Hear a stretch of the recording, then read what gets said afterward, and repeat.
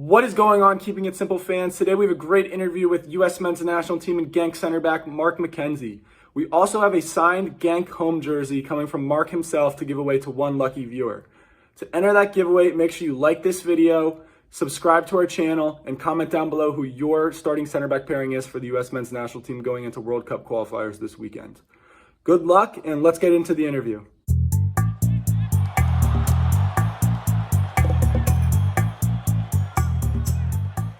Okay, we now welcome on another special guest. He's a national team player and a Genk player as well. It is Mark McKenzie. Mark, how are you doing today? I'm doing good, man. I'm doing good. A little sleepy. It's a Friday evening. It's been a long week. Got a pup now. So I'm a pup on and out for 2 weeks. But yeah, he's keeping me going. So I'm chilling, man. How you guys doing? Doing great. Doing well. So before we get into the conversation, we start out with some quick hitter questions, just rapid fire 1 or 2 word answer. Are you ready to go? Yes, sir. All right. What's your go-to Mario Kart character? I'm a big Yoshi fan. Okay. I like Yoshi on there. I'm dry bones. I'm usually dry bones. I was waiting. Somebody's always dry bones. If you had to guess, if you were a betting man, where would Messi play? Where's Messi going to play this fall?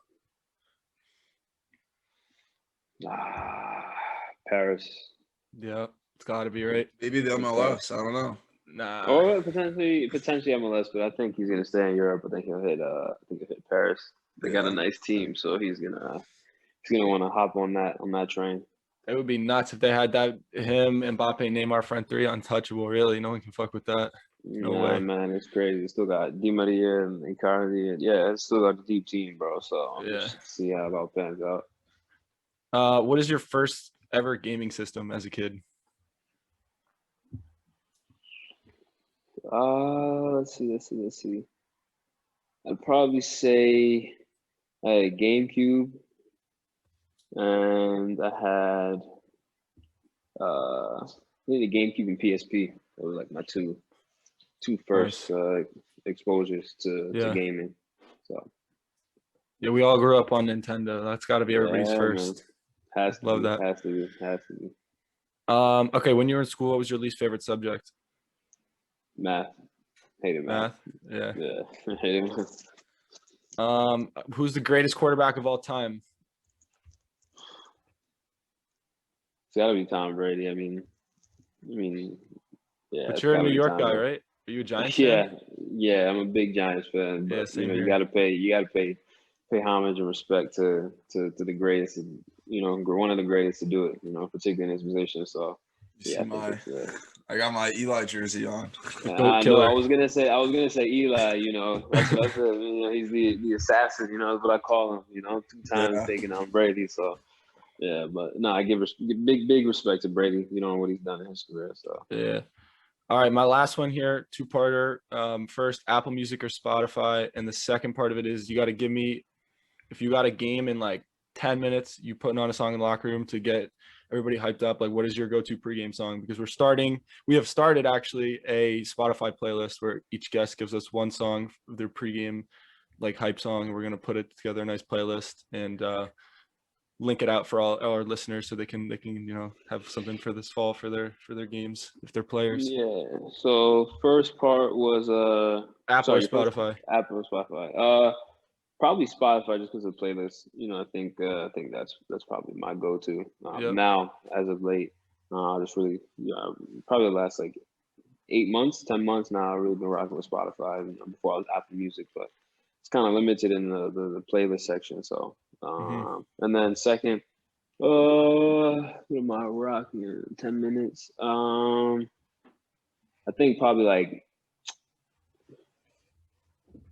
Gotti by Travis Scott and Pop Smoke. I think that combo is like for me, get me in the right place. That energy that I need. That New York grime. And then with that Travis Scott, banger. Head flow. So I think that's probably one of them. Yep, the Pop Smoke's voice just puts you in a different state of mind. Yeah, man. That combo, those two together was a good combo. Yeah. Yeah, when we had Chris Richards on, he was a big Pop Smoke fan. Yeah. And he was saying it puts. This was right after his album dropped last summer. Okay. Shoot Yeah. for the Stars. Yeah. So Yeah. he was. I believe his quote was, "If I listen to Pop Smoke before a game, it makes me want to kill somebody or something like that." Something along those lines. That's a bit aggressive by Chris, but Yeah, it was a bit aggressive.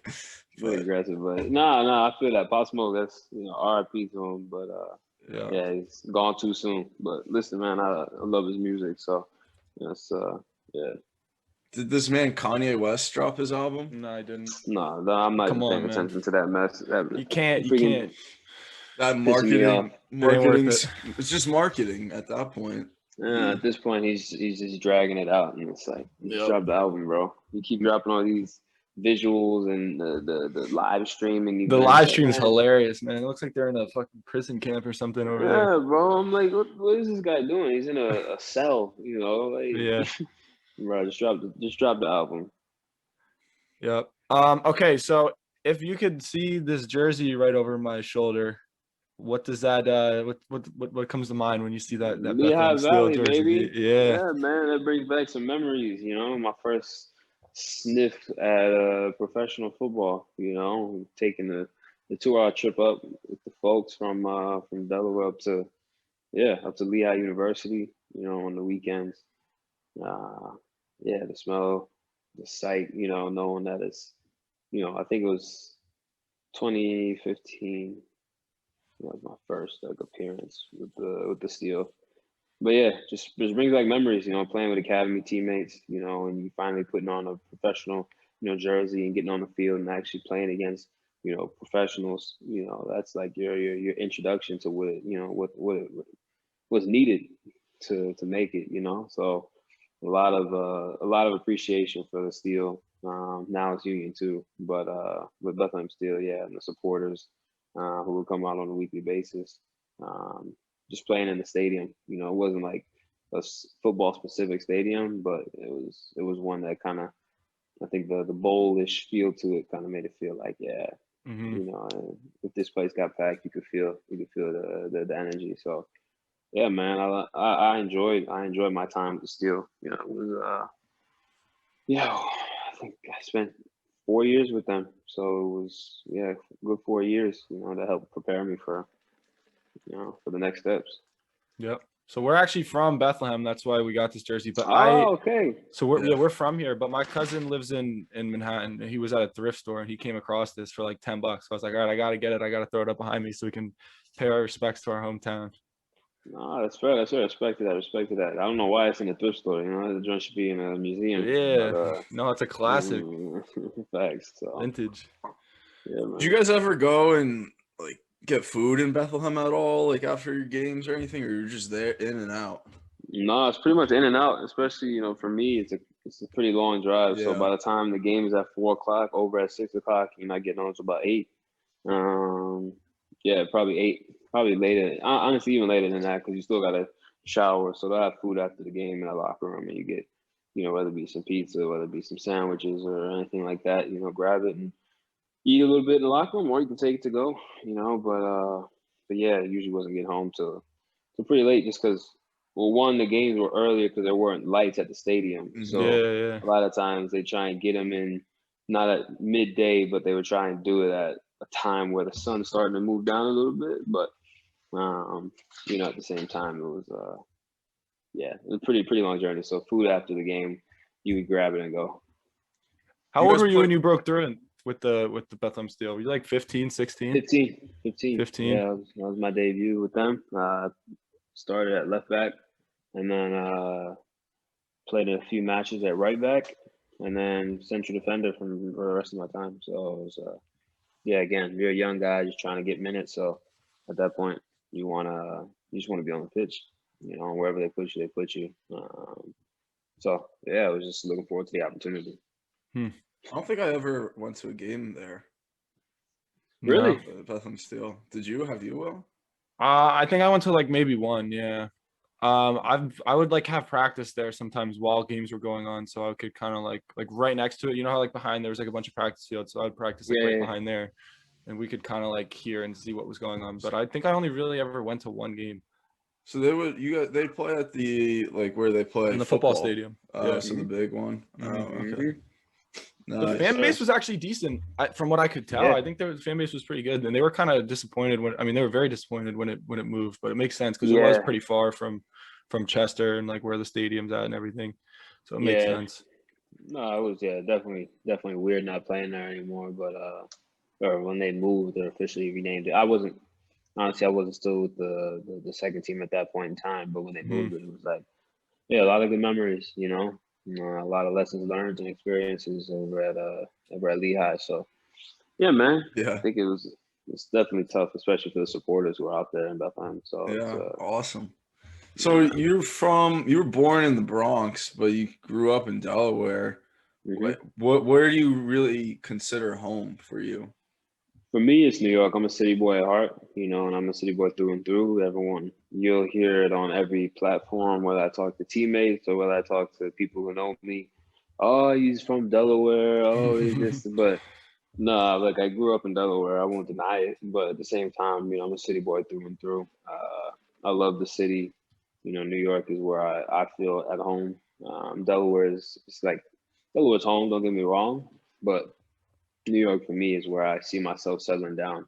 Some people can't handle the hustle and bustle, but for me, I think Delaware is just a bit too dead for me. I think there's not a lot going. Similar to Genk, honestly, there's not a whole lot that happens out here. But that's how it goes sometimes. So look, in Delaware, I had plenty of opportunity to start playing football, and introducing myself to the game, on different levels. So yeah, I've had a lot of experiences coming up through the ranks in youth football in Delaware. But I think just city boy, New York is where I'll claim, till I die. So nice. So when did you get picked up by the Union? How old were you? Did you do like the Union juniors and then into academy and then Bethlehem Steel, like the whole shebang all the way through the ranks? Yeah. I went through the Union juniors with several guys who are now pro. Anthony Fontana, Matt Real. But honestly, I didn't start with them until I was with this regional team. It's like a talent identification program called EDP. And yeah, kept getting consistently called into that little regional group. That's where I met like Timothy Weah and a few other guys. And then ultimately from there, the coach recommended me to the Union Juniors program. I started going up there a few times a week. And then, by the time I hit 12, the Union was starting their program. They were starting their academy full time. And they selected me. So I was thankful because at the time I was on a broken ankle. So I couldn't train or play the last 2 months of that academy, Union Juniors season schedule, whatever you want to call it. So I was just praying, that they would accept me because, I didn't want to. I really wanted to join the program. So luckily they did. They took a chance on me, and I came through the ranks there. So I think probably like 10 is when I started with them, and then 21 is when I dipped out on them. But Philly's a lot of love for Philly. I'm a Union Juniors grad myself. I'm a 2000, but our career paths kind of diverged a little bit. You play for Genk now, Champions League qualifying team. I play D3 down at Emory in Atlanta, so a little bit of a different career path, but started in the same place more or less. Yeah, man. Look, and you never count it out. Look, I know people who started from some difficult places. Look at Jamie Vardy, for example. This guy wasn't even playing. So at the end of the day, different journeys and different career paths, but you never know where to end up. Football's a crazy game. Sports in general are crazy, but football is so many different ways you can go about making it. So, yeah, man. So now shifting gears to your time at Genk, how do you feel like you've settled in? Do you feel like you said the city's not like what you're used to as far as like the hustle and bustle of New York, but do you feel like it's a home for you by now? Yeah, I do. It's my first taste of European life, but I'm thankful for it. I think that because it's a little bit slower pace, it's allowed me the opportunity to kind of settle in without feeling like I'm, in a frenzy.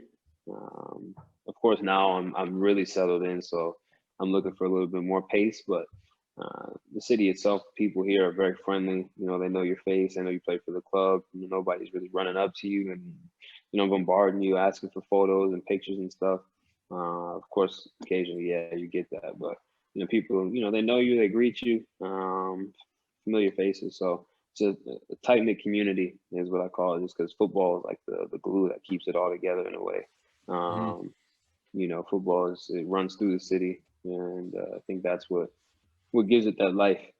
So I've enjoyed my time here. Again, Belgium is also like it's like a middle grounds, and in Europe, you look at Holland or the Netherlands, I should say, is only 40 minutes north. Germany, Dusseldorf is 40 minutes east. France is 5 hours south. But if I want to go to the French border, it's only about a couple of hours. What's it called? Luxembourg is also a few hours away. So you're in the middle of a lot of places, a lot of countries, a lot of cities, a lot of different cultures. So I think that's the neat part of where I'm at, and then just Genk in general. I'm only an hour away from Brussels, and an hour away from Antwerp, and Bruges is a couple hours. So look, at the end of the day, I'm here, to handle business, and that's play football. The outside life, yeah, it's a big part. It's another part of being over here.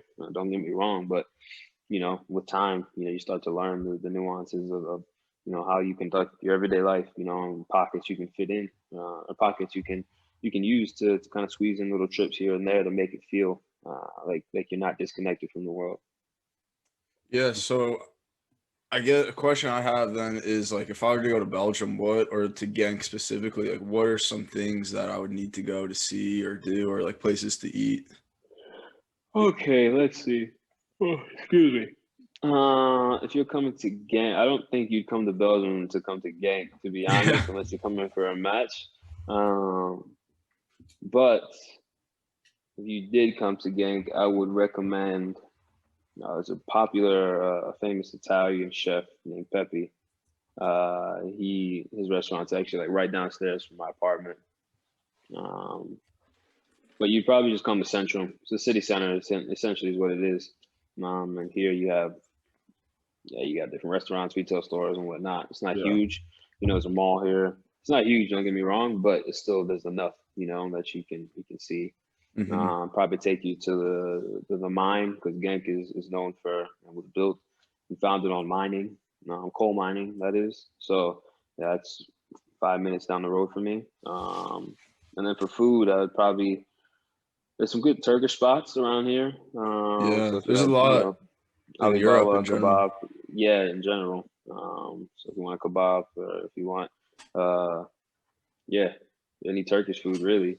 There's a few good spots over here, and there's a few good Italian spots as well. So big Italian presence here as well. So you want Italian food, or you want some Turkish food? There's a few spots you can hit up. And what about pizza? What's the quality of pizza like over there? No, it's good.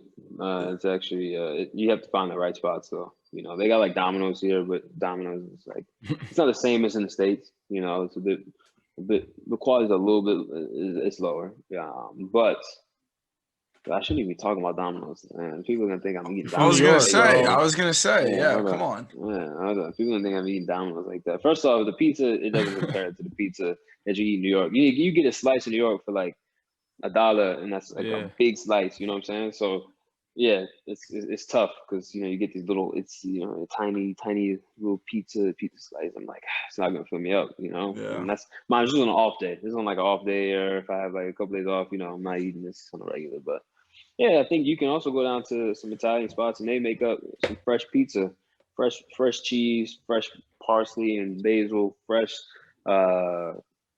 fresh dough, handmade. So it's good, man.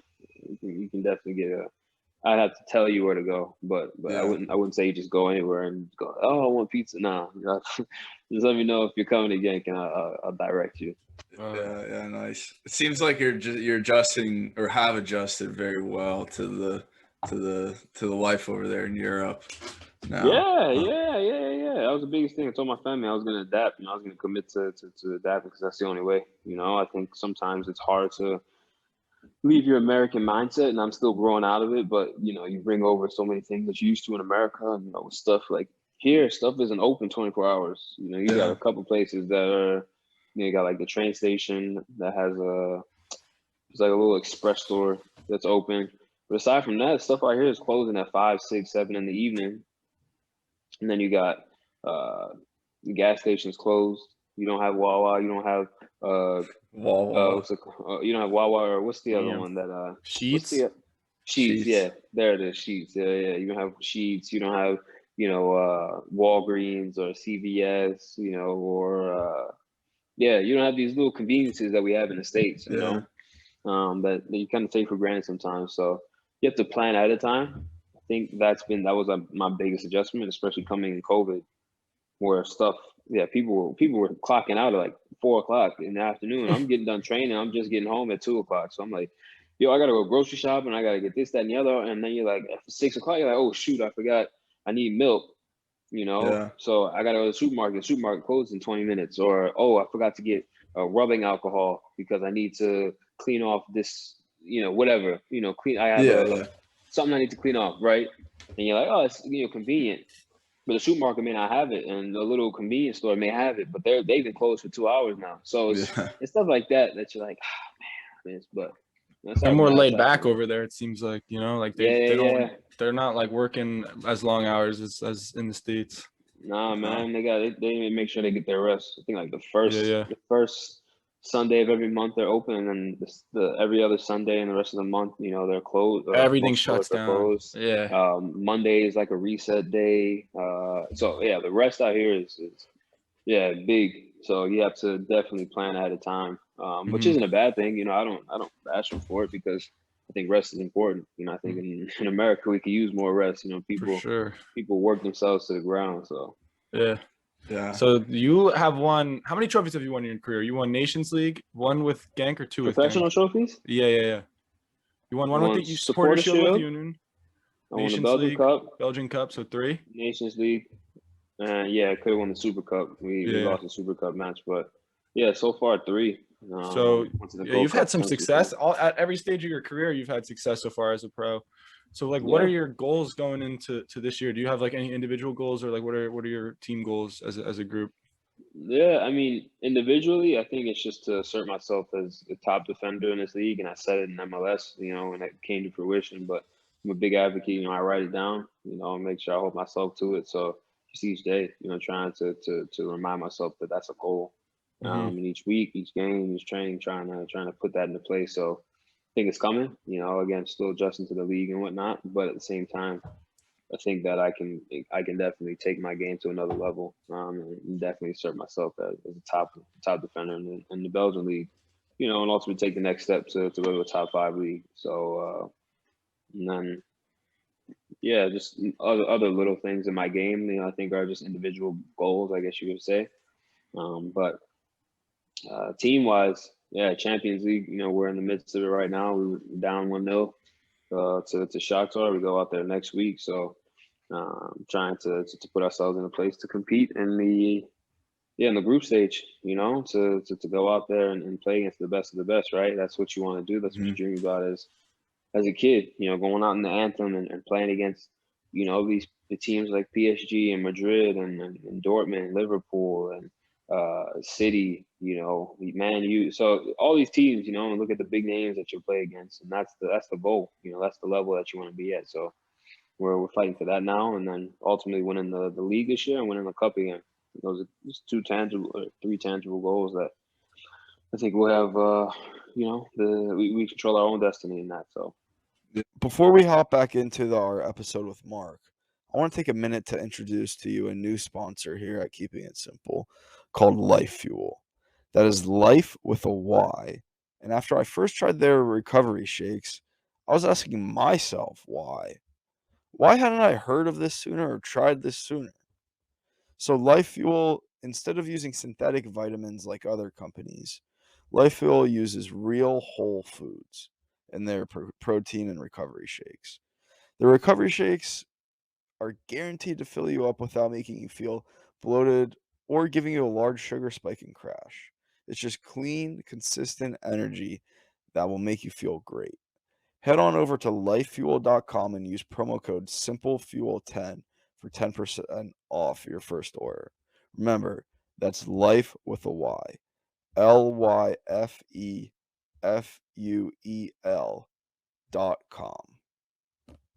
All right, back to the episode. For a top 5 league, you can't. I'm sure you would be happy to play in any of the top 5 leagues, but if you had to say like one that you enjoyed watching as a kid the most, or you think suits your style of play the most, which league would you think that would be?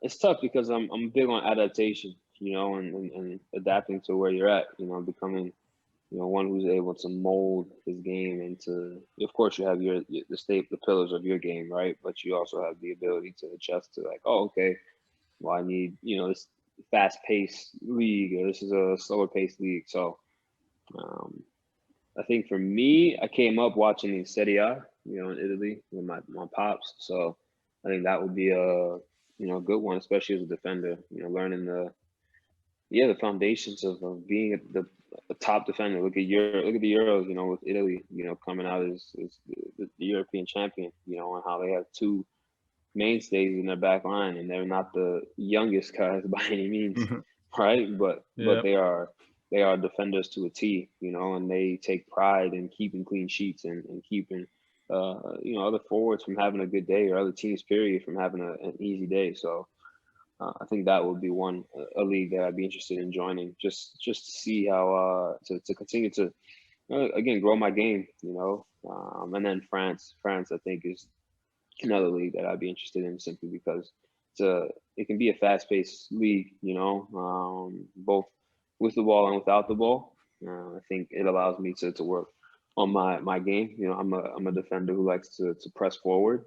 I don't like sitting back. I feel like it's a bit boring sometimes when you sit back and you adjust, but sometimes it's efficient. So, but I think for me, the French league and its pace would be interesting. Yeah, and Italy's the place to be for Americans right now. We got 2 more that just Venezia specifically. Yeah, right. Yeah, I know Venezia is they're racking up right now on the Americans. Yeah, they're about to be America's team. Yeah, honestly, you about to have a lot of people in America rocking their jerseys are tough too. Smart business. Their jerseys, yeah. No, they're actually clean. They're actually clean. So I'd be I'm excited for those 2, Gianluca and Tanner. I'm excited to see how they kind of step into the team. With Venezia now playing in Serie A, and getting promoted. So it's a new exciting wave of players coming up. Yeah, it's crazy. Definitely crazy. So that you just backing up a little bit, you're saying you're kind of still adapting to the Belgian league. What specific aspects do you find yourself still adapting to? I think for me, the biggest thing is winning more of my aerial duels. Like, I feel like I can do that better. And being in this league, you play against teams who may not be as technically savvy, and being able to build out the back and break you down with the ball. So sometimes they'll lump it forward, and play hold up game, with their 9, on their 9 and their 10. I think I can be better and be more dominant in that. Again, I'm not the biggest guy. I'm about 6 foot. But I feel like the timing of my jumps can be better. In order to help me to win more of these duels. Knocking a guy off before he's able to take, make a jump. Not in a way to foul him or make it obvious, but no, it's the dark arts. Yeah, a little nudge. It's a little nuances of the game. So I think that's one area that I really feel like I can be better in. And I'm still not necessarily adjusting to, but I can be better at in the league. But yeah, I think that's just that answers your question. Yeah. Well, going off of that too, or not really, but the language. As like a center back, you got to be communicating a lot. Is that tough because they speak English or? No, man. Yeah, they speak English. Honestly, they speak better English than I speak Dutch. So it's so it works out. We're lucky. English is the world's language nowadays. It's crazy. Yeah, man. I wish I went harder in my languages when I was when I was younger. But luckily blessed to be in a game that's international. So you're around different cultures and languages and people of different origins all the time. So I've been able to learn Spanish. So we got 5 Spanish speakers on the team. So that has been, handy to have. But yeah, I'm taking Dutch lessons because I'm in the Dutch speaking part of the country, but I plan on taking French at some point in the near months. So yeah, the language really isn't too much of a barrier. I think learning simple commands, that I picked up in Dutch, whether it be links or rex or step or drop or things like that. I think they help because the game is not very complicated at times, but a simple command of left or right can really go a long way, especially as a central defender.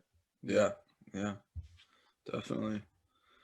So I guess one more topic before we wrap up a little bit. The national team, they just won the Gold Cup. What was it like just watching that for you? Did you stay up To be late honest- to watch it? Is a good question too, because it must have been late as shit there for you. Or man, early. It was tough, man.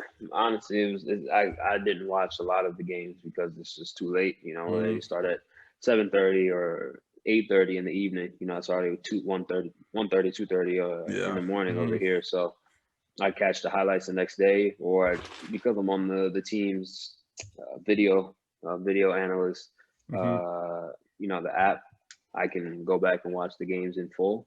So it works out in that sense. But yeah, for me to stay up, that late, I got to be training, at 8:30 the next morning. It's not wise at all. But yeah, I'm extremely happy for the group, man. It just shows the depth of the team, really.